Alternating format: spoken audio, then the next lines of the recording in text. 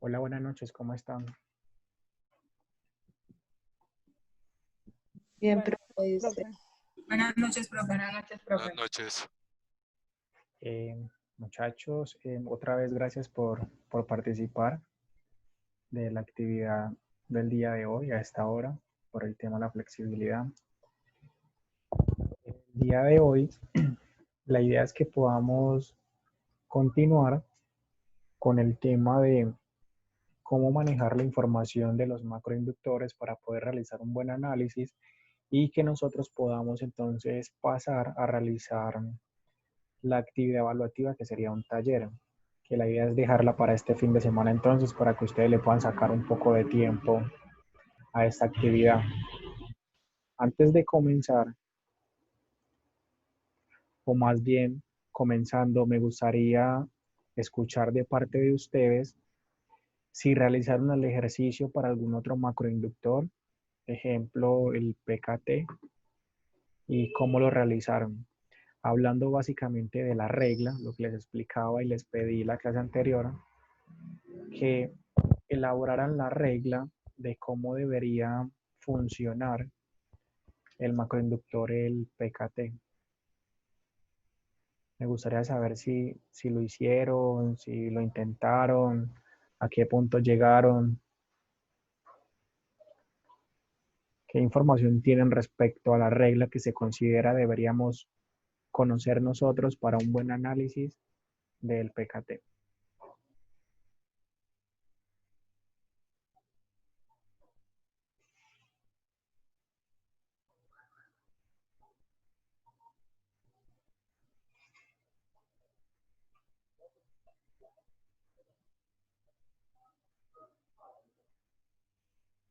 Ese silencio es, no lo hicimos.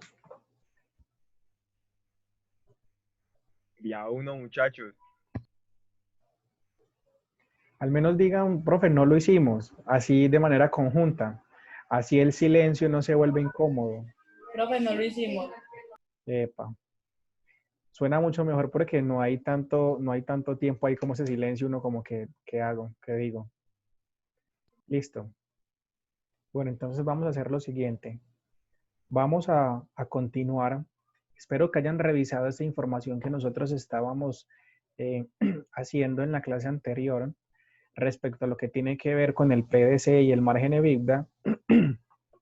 Y para culminar esa primera parte de lo que está relacionado directamente con el PDC, vamos a hacer un análisis o a encontrar nuestra lógica de cómo consideramos nosotros que podría o debería funcionar, en este caso,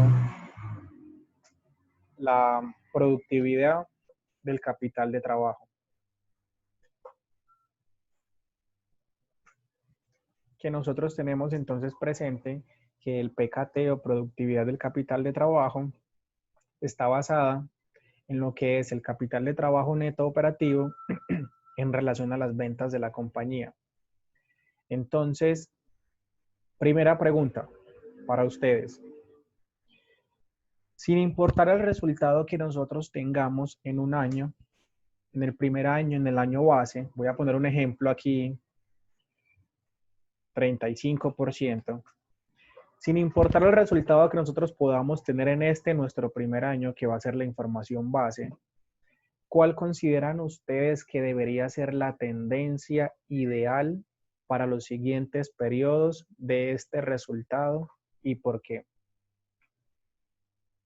¿Qué les gustaría o qué consideran ustedes que debería pasar con ese resultado para que fuera positivo para la empresa? ¿Y por qué? Profe, que aumente porque, Un poco más fuerte. profe, sería que aumente porque si aumenta, eso significaría que la empresa cada vez está haciendo menos esfuerzo para producir ventas. Ejemplo que pasa el 40%. ¿Sí? Que Sí, aumente este resultado, que pase ejemplo de 35 a 40%. ¿Quién más?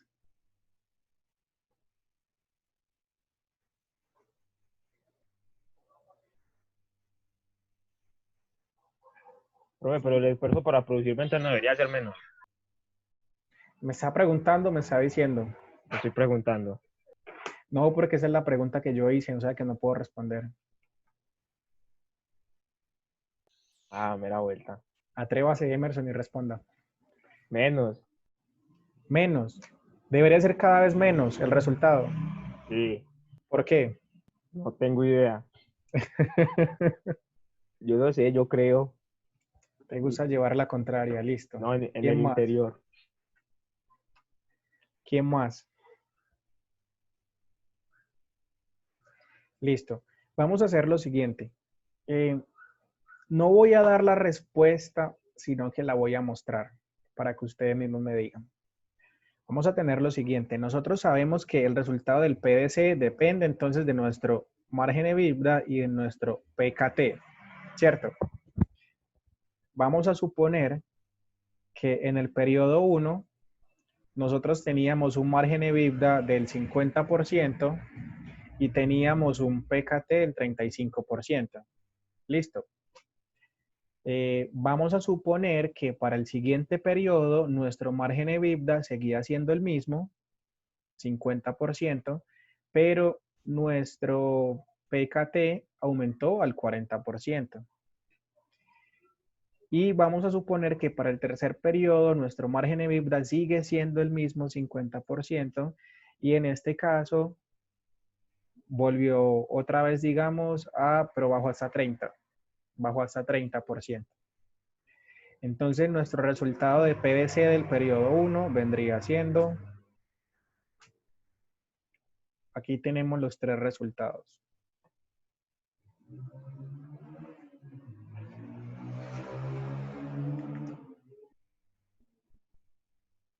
¿Qué es lo que está pasando? Que nosotros podemos ver que para el periodo en que el PKT aumentó, el resultado de nuestra palanca de crecimiento disminuye en comparación al periodo anterior. Mientras que si lo comparamos con el momento en que en el PKT llegó a bajar hasta resultados del 30%, incluso mucho por debajo del primer periodo que fue 35%, vemos que el resultado de la palanca de crecimiento aumenta hasta 1.67, teniendo en cuenta que tenemos una estabilidad en nuestro margen EBITDA. ¿Qué quiere decir? Que para la compañía sería un mayor beneficio que el resultado de su productividad del capital de trabajo disminuyera entre un periodo y otro. ¿Con qué finalidad? Con la finalidad de que tenga una mayor liberación de caja y tenga mayores posibilidades de poder crecer desde su misma operación. Básicamente, esto lo que es un recorderis de lo que nosotros vimos por acá arriba, donde yo les dije, la regla para que el resultado del PDC sea igual o mayor que 1, nosotros necesitamos que el margen de EBITDA sea mayor que el PKT. Y adicional a eso, para que el resultado del PDC sea cada vez mejor, lo ideal es que el crecimiento del margen de EBITDA sea superior al crecimiento del PKT. Miren, aquí dice, ME crecer más que crece PKT. Esto ya lo habíamos hablado. Entonces ahí queda como recorderis. La idea es que ojalá para cada uno de los periodos el valor del margen, perdón, el valor del PKT fuera inferior al que era en el periodo base, para que se vea un mayor beneficio para la compañía. Y recordando lo que dijimos acá arriba del PDC, en caso tal que el PKT llegue a aumentar y no disminuya, lo ideal sería que no aumente tanto como aumentó el margen EBITDA. Eso es lo ideal, o sea que el resultado de este PKT ojalá siempre esté por debajo del margen EBITDA para que la compañía pueda tener una liberación de caja. Y ahí hago un recorderis o lo explico si no lo había dicho. Cuando el resultado del PBC es mayor a 1, se considera que la compañía libera caja. Al liberar caja, ese excedente que se está liberando es con el cual se espera pueda utilizar para poder crecer y comprar nuevos artículos para poder vender y seguir creciendo dentro de su operación. Mientras que cuando el resultado del PDC es menor que 1, se considera que la empresa disminuye su caja. En vez de liberar, se contrae. Quiere decir que tiene más necesidades y tiene menos disponible para poder crecer en su operación, para que tengamos esto presente. Entonces, volviendo a lo que acabamos de decir, ¿cuál sería entonces nuestra regla? La regla que nosotros debemos tener en cuenta para poder establecer que el resultado del PKT sea positivo para la compañía. Cuando digo positivo, hablo que ojalá tenga una disminución. Entonces, regla para resultado positivo del PKT. ¿Qué es lo que nosotros debemos hacer entonces? ¿O qué debemos buscar? Nosotros necesitamos que el crecimiento de las ventas sea mayor al crecimiento del KTNO. ¿Por qué? Porque resulta que como otra vez estamos tratando con una división, nosotros ya sabemos que este resultado es igual al KTNO dividido las ventas. Entonces vamos a suponer ventas iguales en los periodos que utilizamos para el margen EBITDA y resulta que acá, ejemplo, vamos a decir que nuestro KTNO fue de 25, un resultado del 10. Aquí vamos a decir, ejemplo, que fue un resultado del 35.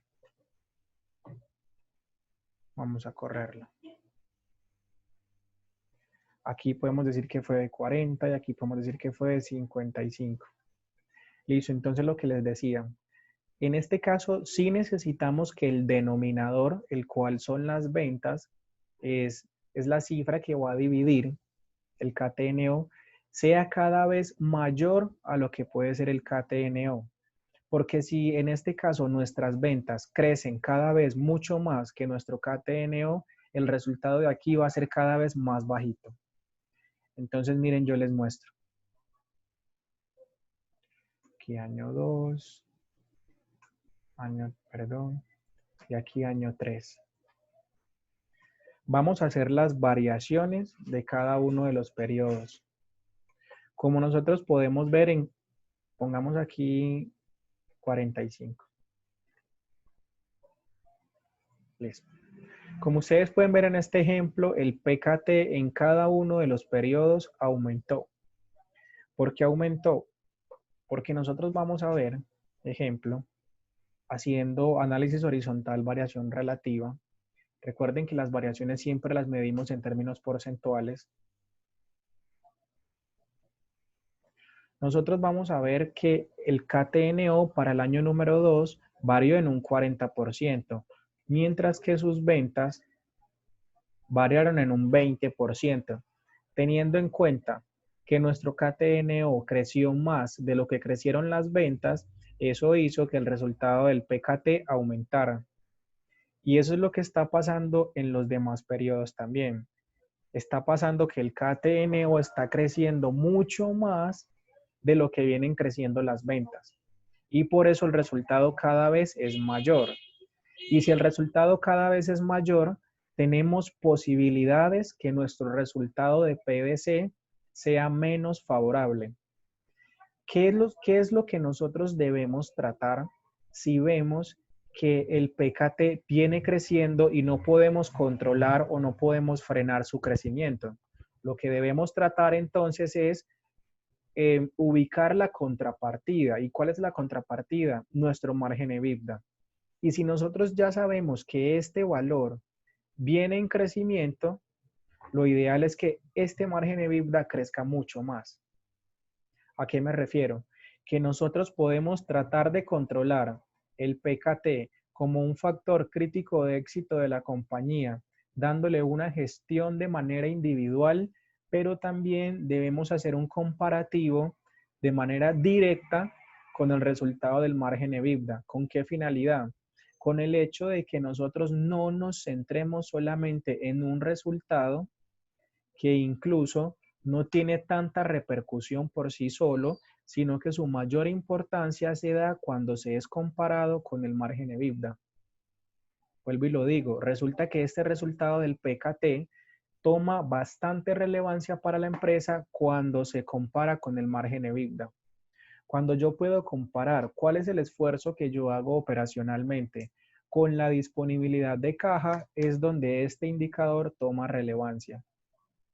Por ende, no es bueno dedicarnos solamente a una medición y seguimiento de este solo macroinductor, porque podemos resumirlo con este resultado.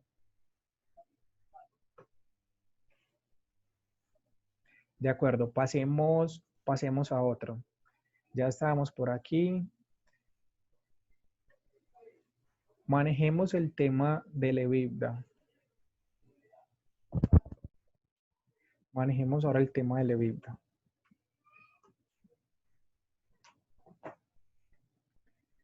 ¿Cómo podríamos nosotros hacer que nuestro EBITDA fuera cada vez mejor en cada uno de los periodos? Es pregunta.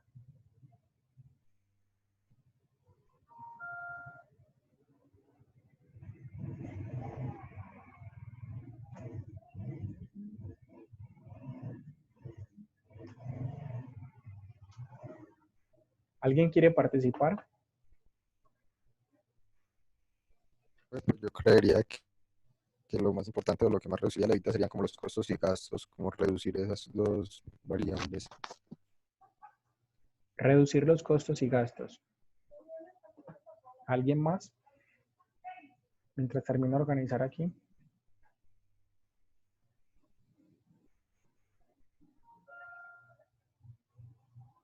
Listo, muy De bien. pronto su relación pues con el flujo de caja libre, porque pues a partir de un buen EBITDA pues ya se tendría también un buen porcentaje del margen EBITDA, entonces a raíz de eso pues creo que podría estar relacionado también con el flujo de caja libre.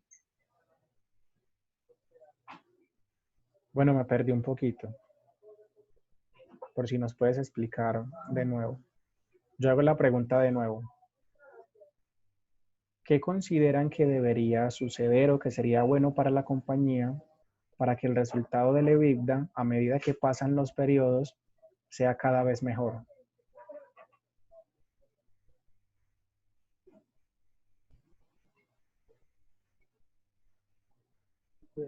Profe, que se aumenten las ventas y que se reduzcan los costos y gastos.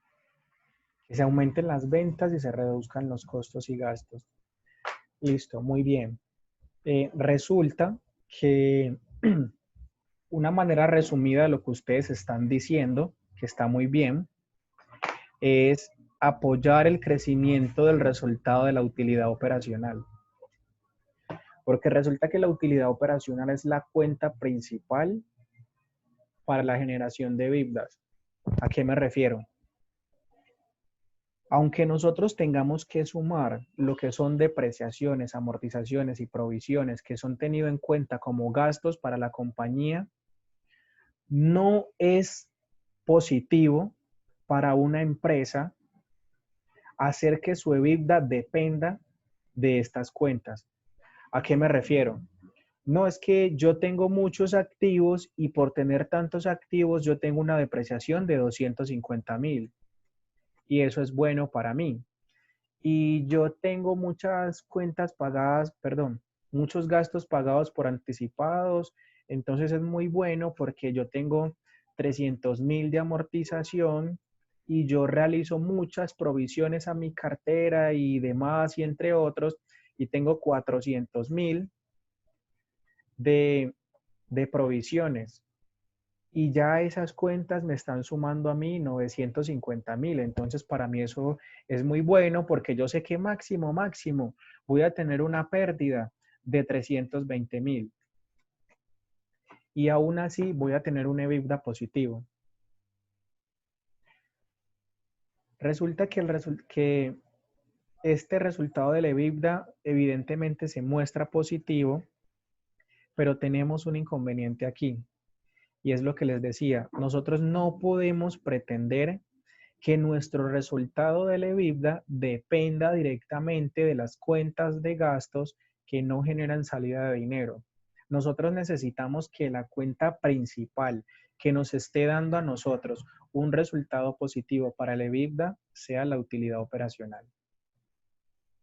O sea, yo tengo una empresa que produce pérdidas en la operación, pero estoy feliz porque el EBITDA es positivo, porque tengo mucha depreciación, mucha amortización y muchas provisiones.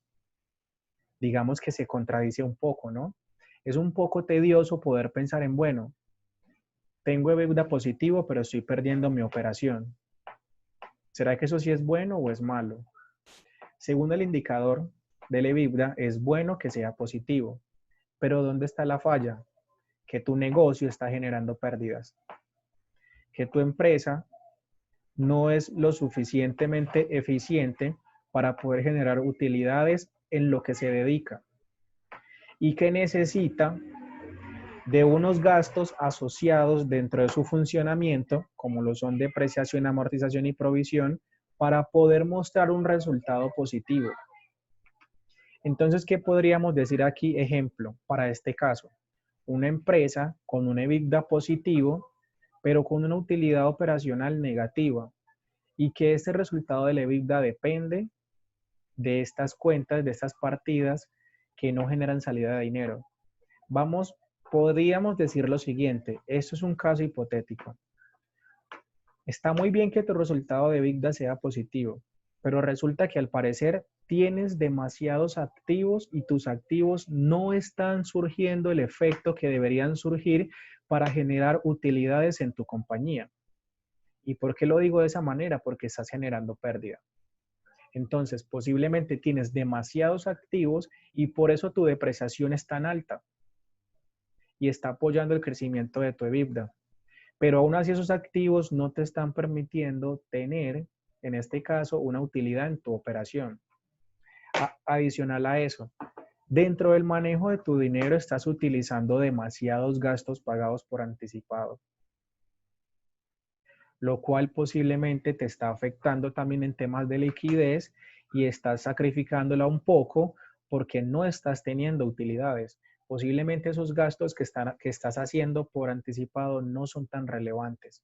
Deberías hacer una evaluación de los mismos. Por eso digo podría. Recuerden que el caso es muy hipotético. Y para este ejemplo en concreto que dije que se realizaba una provisión en la cartera y otras partidas, eso sí es bastante negativo. Tener una cartera que posiblemente, digo posiblemente por el caso hipotético, estos 400.000 de provisión sean bastante relevantes, lo único que están significando es que estás vendiendo y no te están pagando. Y más importante aún, que si tienes una utilidad operacional negativa, quiere decir que estás vendiendo y no tienes un margen de rentabilidad eficiente para el control de tus costos y gastos. Y como ustedes lo acaban de decir, lo más importante para nosotros poder tener un EBITDA positivo y que cada vez este EBITDA crezca en cada uno de los periodos es un buen manejo de los costos y gastos en la operación, con la finalidad que la utilidad de la compañía sea cada vez mayor. Eso es lo que se buscaría. Supongamos que estos valores van a ser constantes. Pero aquí ya vamos a decir entonces que la compañía, para el periodo número 2, alcanzó un punto de equilibrio en su operación, o sea que no tuvo ni pérdida ni tuvo utilidad, llegó a cero. Entonces miren que si la utilidad operacional de la compañía en el periodo 2 es 0, en comparación con el año 1, que era negativo, podemos afirmar que la compañía presentó un mejor manejo de sus costos y gastos, lo que le permitió llegar a punto de equilibrio. Y apoyado de las partidas que no generan salida de dinero, La compañía pudo mejorar el resultado de su EBITDA. Para el siguiente periodo, supongamos que la empresa tiene un resultado operacional de 120.000. Mucho mejor aún porque miren, si ya estas cuentas que no generaban salida de dinero estaban sumando con un resultado positivo en la utilidad, va cada vez más para arriba el resultado del EBITDA. Y supongamos que aquí son todo lo contrario, 320.000, pero positivos. Perdón. 320.000.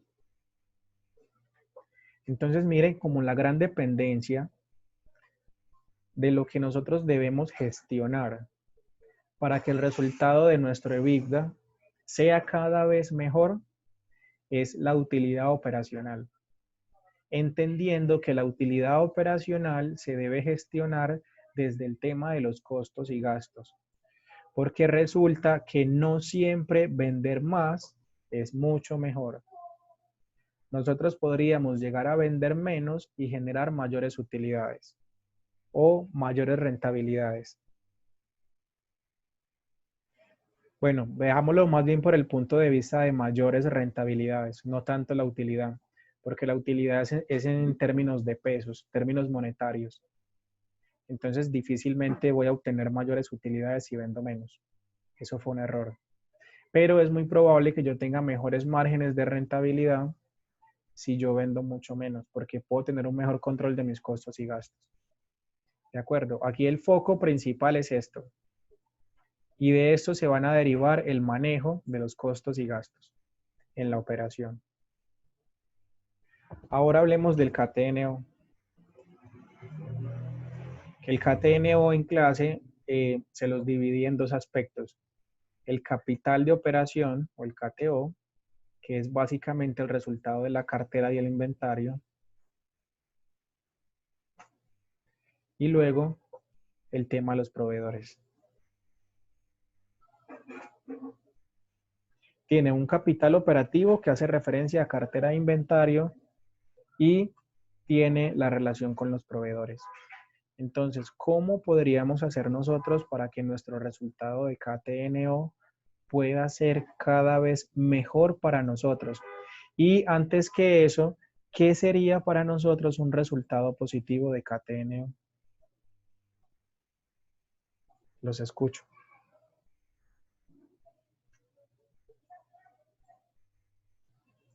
Pues positivo sería entre más cercano a 1 o 0, pues sería mejor. Sí, ¿por qué? Porque indica que la empresa necesita menos dinero para trabajar. Correcto, está muy bien. Y en ese orden de ideas, entonces, ¿nosotros qué deberíamos hacer para que este resultado sea cada vez mejor? Que las cuentas de los proveedores aumenten. Que las Como cuentas de los los plazos que los proveedores me dan, sean mayores. De acuerdo, ahí ya empezamos a hablar de lo que les había dicho del análisis de la información, donde dijimos que el KTNO se gestiona desde sus 3 cuentas y principalmente con el tema de la rotación. Muy bien, Emerson. ¿Qué otras posibilidades tenemos nosotros para que nuestro resultado de KTNO sea cada vez mejor?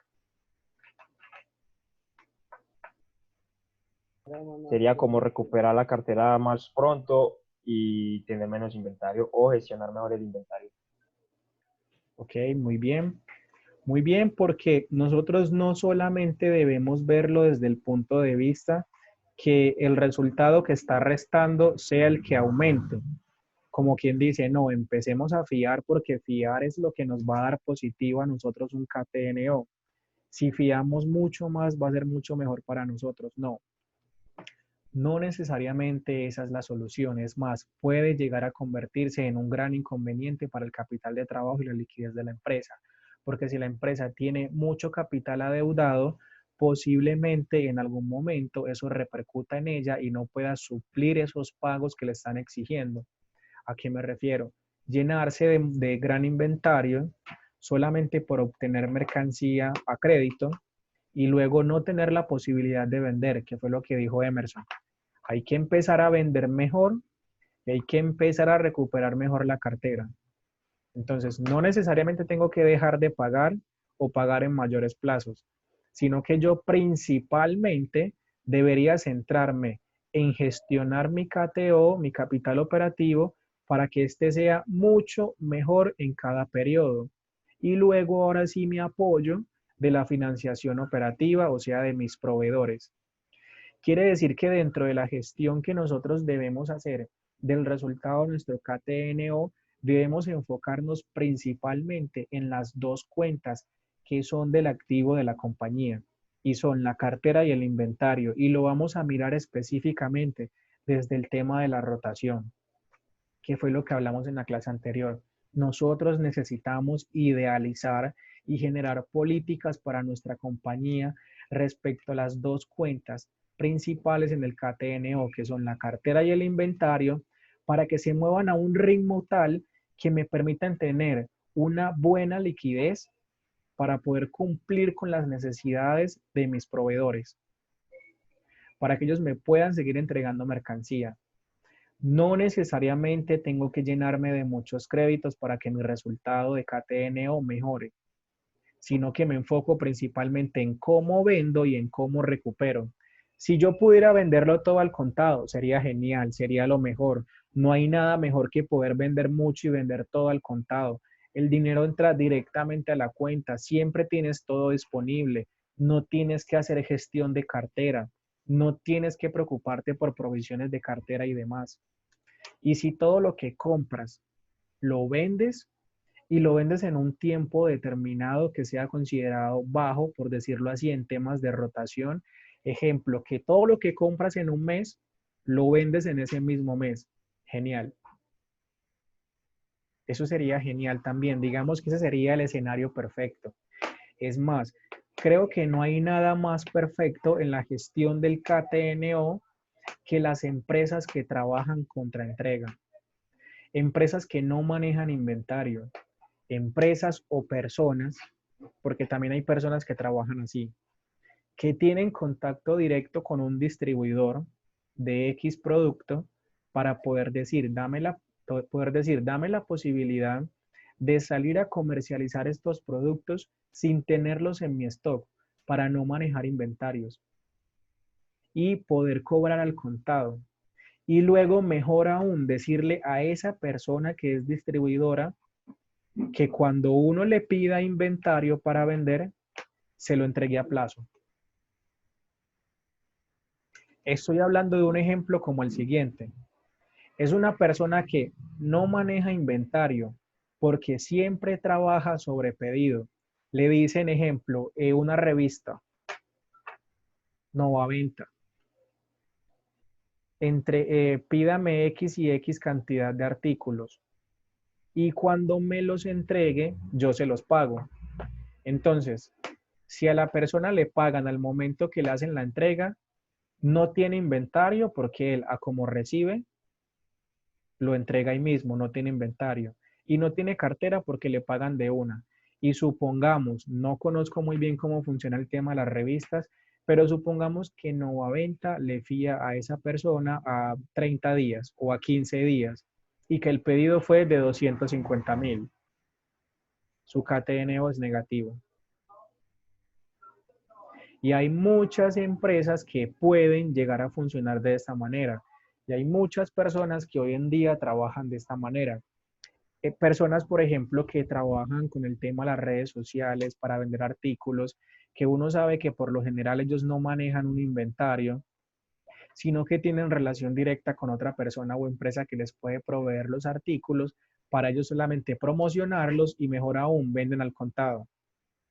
Entonces, su gestión del KTNO es casi nula, o más bien nula, porque no tienen que hacer gran esfuerzo teniendo en cuenta que todo el dinero se mueve siempre al contado.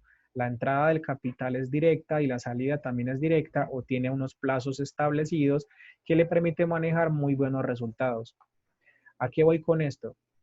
Voy al hecho de decir que hay empresas que no tienen que hacer gestión de este indicador porque su misma razón de ser y como ellos funcionan hace que este KTNO o este macroinductor sea, digamos, un caso aparte, algo para no medir.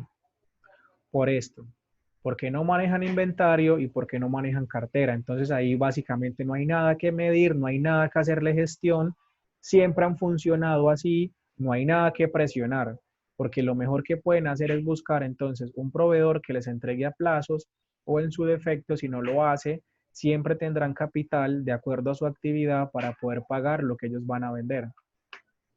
Entonces hay casos donde este indicador pasa a no ser relevante. Ustedes imaginan que uno vaya a hacer un cálculo del PVC, por ejemplo, y resulta que el PKT es igual a 0%. Y es igual a 0% porque el resultado del KTNO es 0. ¿Qué podría decir uno allí? Podría decir cosas como lo que les estoy diciendo, que en ese caso la gestión del KTNO pasa a ser irrelevante porque la actividad de la empresa o de la persona se maneja siempre al contado y su liquidez es inmediata. Entonces no necesita un esfuerzo porque todo lo que compra lo vende de inmediato, teniendo en cuenta que trabaja bajo solicitud. Ahora, voy a exponer un pequeño caso para que nos devolvamos hasta el PVC de nuevo y ustedes me lo puedan explicar, teniendo en cuenta que faltan ya poco de 2 minutos para que se acabe la primera sesión. Entonces, vamos a suponer una empresa que tiene, ejemplo, una cartera de 45.000, maneja un inventario de 86.000 y maneja una cartera del mismo resultado que teníamos ahora, de 250.000. Su cartera va a ser 250.000 de manera constante. Y sus proveedores, perdón, y su cartera va a crecer al ritmo del 20% para cada periodo. Por 1.2. Por 1.2. Y su inventario va a crecer a ritmos del 30%. Por 1.3. ¿Qué me gustaría entonces? ¿Cuál es la idea? Que nosotros, de acuerdo a esos resultados que están aquí presentados, miren, esos resultados son negativos, ustedes puedan pensar en este momento en un pequeño análisis para esa información y me digan qué es lo que está pasando aquí, qué hipótesis pueden hacer ustedes de acuerdo a los resultados que les acabo de mostrar y qué creen que pasaría con el PVC. Para que eso sea con lo que iniciemos la segunda sesión, ¿de acuerdo? Entonces tengan muy claro estos resultados, los pueden anotar. Aprovechemos que queda 1 minuto para que empecemos con las participaciones en ese sentido. Y digamos que les voy a preguntar, dado que ustedes participan demasiado, entonces yo voy a preguntarles. Listo, entonces en un momento les envío de nuevo el link para que nos conectemos.